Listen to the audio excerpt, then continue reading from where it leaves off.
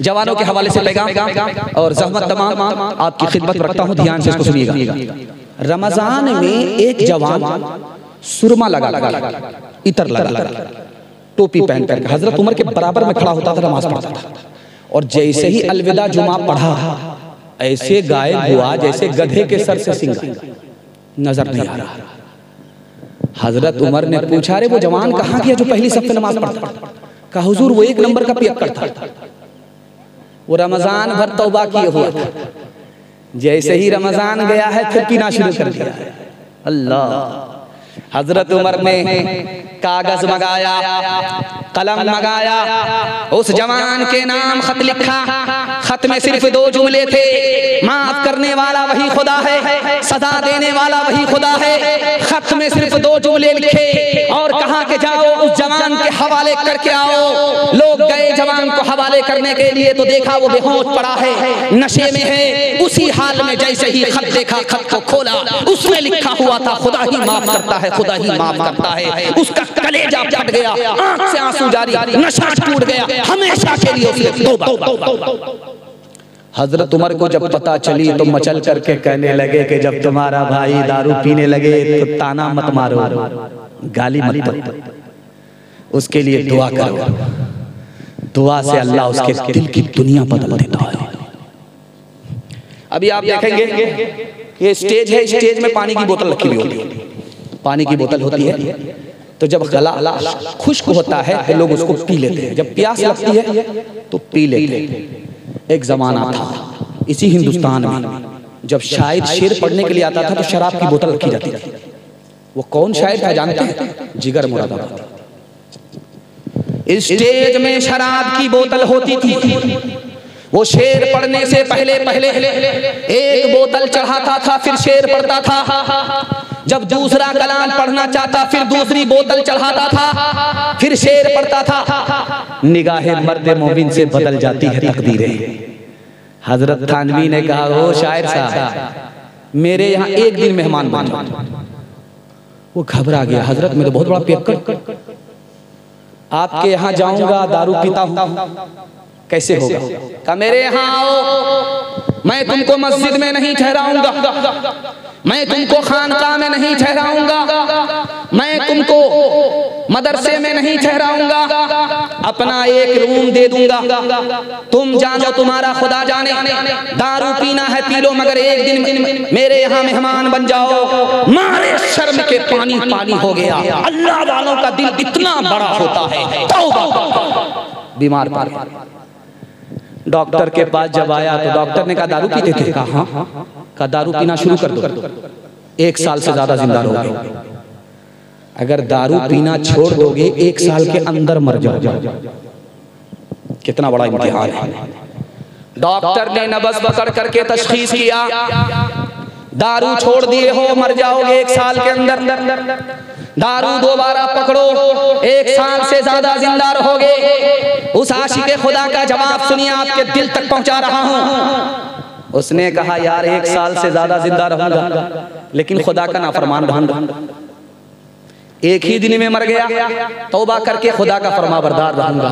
उस जिंदगी से मुझको ये मौत कबूल है, नसीब है। नारे तकबीर, अल्लाहु अकबर, नारे तकबीर, अल्लाहु अकबर, जिंदाबाद, जिंदाबाद, सादुल नजीब साहब जिंदाबाद, सादुल नजीब जिंदाबाद, मौला मुजम्मिल साहब जिंदाबाद, मौला पीएम मुजम्मिल साहब जिंदाबाद, अब्दुल्ला साहब कासरी जिंदाबाद, अब्दुल्ला साहब कासरी जिंदाबाद, अराकीन जलसा महल्ला बड़हरा जिंदाबाद, जिंदाबाद, जिंदाबाद, अल्लाहु अकबर। अल्लाह की कुदरत देखिए कि जिंदगी मौत अल्लाह के हाथ में। शराब से तौबा कर लिया, अल्लाह ने 1 साल से ज्यादा जिंदा रखा। हाथ उठाइए, वादा कीजिए जब डॉक्टर जवाब दे देगा तो दारू छोड़ ही देंगे। हाथ उठा दीजिए इंशाअल्लाह। 2-4 आदमी देख ले, जरा जरा ये देख रहे कैमरा लगा, इसका भी जरा लिहाज कीजिए। आशिकों को, आशिकों को, आशिकों को शबाब ने मारा, फासिकों को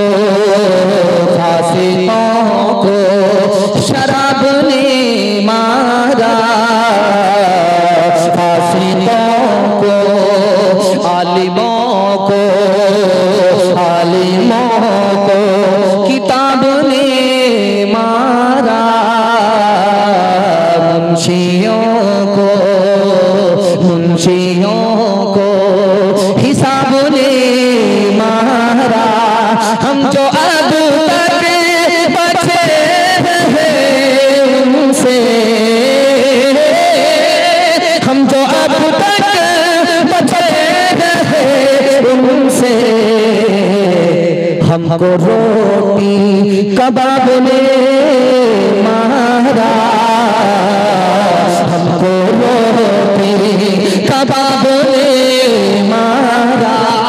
इतनी खूबसूरत हवा और उसके दामन में आप जलसा सुन रहे हैं। मैं खुश होता हूँ कि जलसा बड़ा खूबसूरत हो, लेकिन डर होता है कि कहीं कनपट्टी में हवा लगे और ये सो जाए।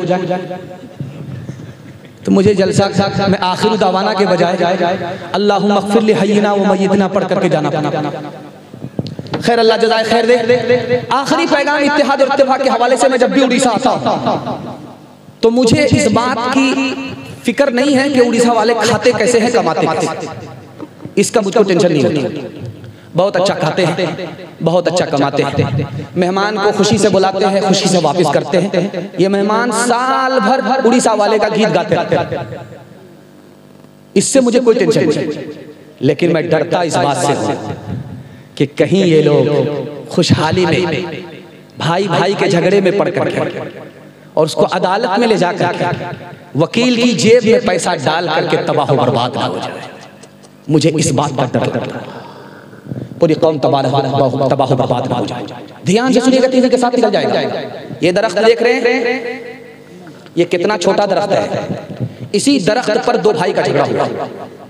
बड़ा भाई बोला कि मेरा, छोटा भाई बोला कि मेरा। घर में मसला हल नहीं, अदालत में चला, मोच की लड़ाई। बड़ा भाई वकील को पैसा दे रहा है कि मैं जीतूंगा, छोटा भाई वकील को पैसा दे रहा है मैं जीतूंगा।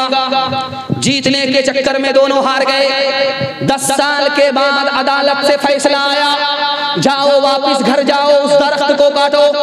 आधा बड़े भाई का, आधा छोटे भाई का।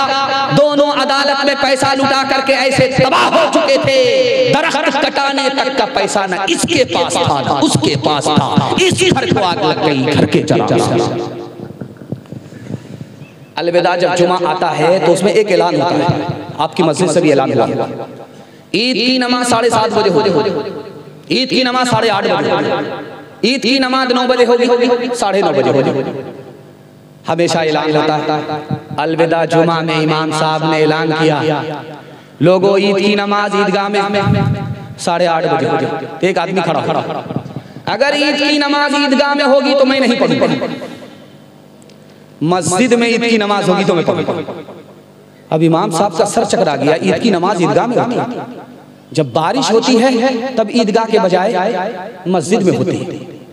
आम हालत में ईद की नमाज ईदगाह में होती है। तो इमाम साहब ने कहा, अरे भाई ईदगाह की नमाज ईदगाह में होती है, ईद की नमाज ईदगाह में होती है, आप क्यों नहीं पढ़ना चाहते? कहा मेरे भाई का झगड़ा है, वो ईदगाह में पढ़ेगा, वो जब पढ़ेगा तो मैं नहीं पढ़ूंगा। क्लियर? तो इमाम साहब ने मसले का हल निकाला। एक किनारे में तुम्हारा भाई रहेगा, दूसरे किनारे में तुम रहोगे, क्या फर्क पड़ता है? इमाम के पीछे नमाज पढ़ लेना, उसका रास्ता अलग, तुम्हारा रास्ता अलग। तो वो कहता है कि आप कोने की बात करते हो, किनारे की बात करते हो। अगर मुझे पता चल गया कि वो जन्नत में जा रहा तो मैं जन्नत में भी नहीं जाऊंगा। इस घर को आग लग गई, घर के चला। किताब उसका नाम है कलीला दिन्ना, मदरसे में पढ़ाई जाती है, संस्कृत जबान में किताब। उस किताब में लिखा कि 3 जानवर थे, शेर था, चीता था, गीदड़ था। तीनों मित्र थे, एक साथ शिकार करते थे, मार करके लाते थे, बांट करके खाते थे। 3 जानवर को शिकार किया, गधे को मारा, खरगोश को मारा, हिरन को मारा।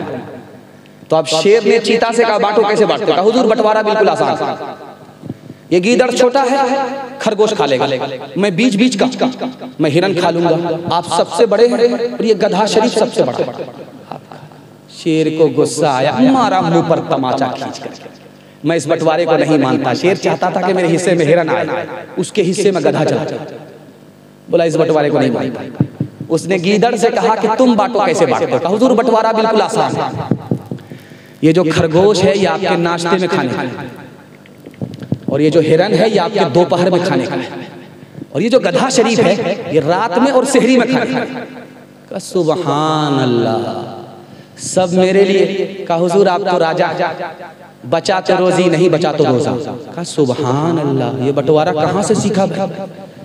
उड़ीसा के किस मदरसे में पढ़ते, किस स्कूल में पढ़ते? कहा हुजूर किसी स्कूल में नहीं पढ़ते, किसी मदरसे में नहीं पढ़ते। उसे एक तमाचे ने बता दिया कि बंटवारा कैसे होगा। मुझ में बोरा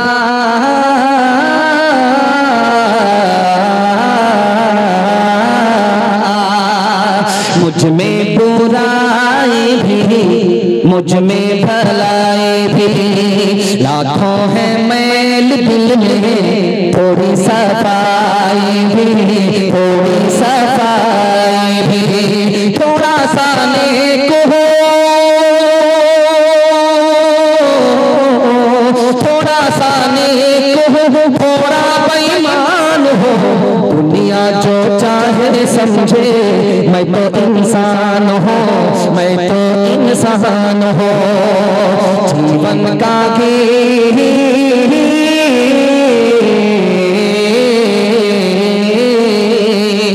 जीवन का गीत है, सुर में न ताल में उलझी है सारी दुनिया, रोटी के जाल में, रोटी के जाल में। कैसा अंधेर है, कैसा अंधेर है, मैं भी हैरान हूँ। दुनिया जो चाहे समझे, मैं तो इंसान हूँ, मैं तो इंसान हूँ। यहाँ पर जहाँ जलसा हो रहा है, मैं मस्जिद में था, एक साहब बोले कि यहाँ 90% गैर मुस्लिम आबाद, उनका लिहाज करके भी पैगाम हो जाए तो 3 मिनट का पैगाम शामिल करता हूँ, यहाँ से लेकर के वहाँ तक आप लोग सुनने के लिए तैयार? दिल मिले या न मिले, हाथ मिलाएंगे, हाथ उठा दीजिए इंशाअल्लाह। इंशाअल्लाह। यहाँ बहुत बुरी तरीके से फंसे हैं। जब दिल मिलेगा नहीं तो हाथ मिलाने से फायदा क्या होगा भाई? तो दायां बायां चला जाएगा। ये लोग समझ रहे थे कि दूसरे नंबर का जो सवाल होता वो गलत होता, लेकिन इस बार मैंने बदल दिया, पहला ही नंबर गलत कर दिया। बहुत बुरी तरीके से ये लोग फंस गए। महात्मा गांधी जी मुसलमानों से खिताब कर रहे थे और उसमें हिंदू मुसलमान दोनों का मजमा था। तो कहा कि देखो भाई, मैंने मुसलमान से मीम को निकाला और हिंदू से हा को निकाला। मुसलमान से मीम को निकाला, हिंदू से हा को निकाला। हा को जब मीम से मिलाया तो हम हो गया कि हिंदू मुसलमान दोनों हम हैं, यानी हम हिंदुस्तानी हैं। दोनों का एक ही मुल्क है, वो हिंदुस्तान है। न किसी का पूरा है, न किसी का पूरा है, न किसी का पूरा है, बल्कि आधा इसका है, आधा उसका है, इसका भी है, उसका भी है। मीम से, मुसलमान से मीम को निकाला हा से, हिंदू से हा को निकाला, मीम को हा से मिलाया हम। कबीरदास एक जिला बना है उत्तर प्रदेश में, उसका नाम है संत कबीर नगर। कबीरदास गुजरे, उसी दास के नाम से वो जिला है। उसने जब हिंदू मुसलमान को खिताब किया तो कहा कि देखो भाई, किसी मुसलमान को खड़ा करके पूछो ये दुनिया जाने वाली है तो वो बोलेगा कुल्लू बना लिया, ये दुनिया जाने वाली है। किसी हिंदू को खड़ा करके पूछो कि ये दुनिया जाने वाली है, वो बोलेगा हाँ जाने वाली है। हिंदू भी कहता है कि ये दुनिया जा रही है, मुसलमान भी कहता है ये दुनिया जा रही है। तो उन्होंने कितना प्यारा पैगाम दिया, जाने वाली चीज पर झगड़ा नहीं होता। जब ये दुनिया ही जा रही है तो फिर हिंदू मुसलमान को इस पर कैसा झगड़ा? तीसरे नमूने को आप ध्यान से सुनिएगा। अल्लाह के रसूल बैठे हुए, सामने से जनाजा गुजरा, खड़े हो। एक सहाबी ने कहा या रसूल अल्लाह, आप जो खड़े हुए उसी जनाजे की वजह से खड़े हुए? कहा कि हाँ। कहा वो मुसलमान का नहीं है? कहा मुझे पता है, मुझे पता है कि वो मुसलमान का जनाजा नहीं है, वो यहूदी का जनाजा है। वो यहूदी बाद में यहूदी है, पहले इंसान है। मैं इंसान के एहतराम में इंसान खड़ा हो गया। न तेरा है न मेरा है, ये हिंदुस्तान सबका है। नहीं समझी गई ये बात तो नुकसान सबका है। जो इसमें मिल गई नदियाँ वो दिखलाई नहीं पड़ती, महासागर बनाने में मगर एहसान सबका है। का भागा कछु घिर न रहा, देखत नैन चला जग जाए। क्या भागा कछु घिर न रहा, देखत नैन चला जग जाए। एक ललपोत सवालक नाती, तारा बन घर दिया न लंकासी को भी समुद्र सिखाए, तारा बन की खबर न पाए। कह कबीरा अंत की बारी, हाथ झाड़ जैसे चले जुआरी। कहत कबीरा अंत की बारी, हाथ झाड़ जैसे चले जुआरी। और तो के हवाले से 3 पैगाम 5 से 7 मिनट में मेरे हिस्से का जलसा मुकम्मल। यहाँ से लेकर के वहां तक सुनने के लिए तैयार। बहन से ज्यादा साली पर मेहरबान हो के हाथ उठाइए इंशाअल्लाह। खैर मैं देख रहा हूँ मोबाइल वाले को और हाथ उठा करके सरदार लिया है। खैर माशाअल्लाह, अल्लाह जज़ाए खैर दे। ध्यान से सुनिएगा, तेजी के साथ निकल जाएगा। बहुत सारे लोग आज भी टोटी से वजू नहीं करते हैं, लोटे में वजू करते हैं।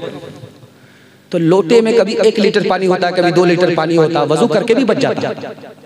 अब इसको ध्यान से सुनिएगा, तेजी के साथ निकल जाएगा। औरतें और पर्दे के हवाले से पैगाम। लोटे के पानी से औरत ने वजू किया, पानी बच गया, वो पानी पाक है।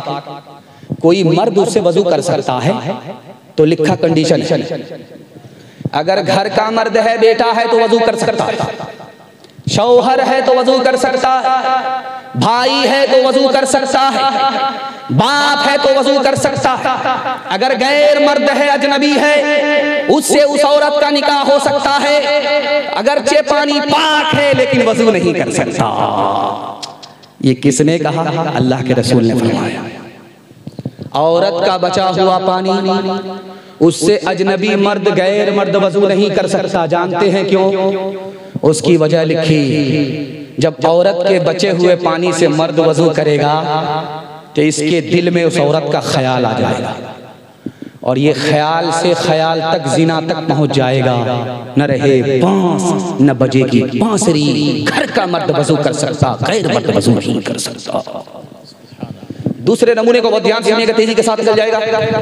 जब आप मोबाइल खोलेंगे तो एक खबर आप जरूर पढ़ेंगे। बिहार में एक लड़की भाग गई मुसलमान, उड़ीसा में एक लड़की भाग गई मुसलमान, झारखंड में एक लड़की भाग गई मुसलमान।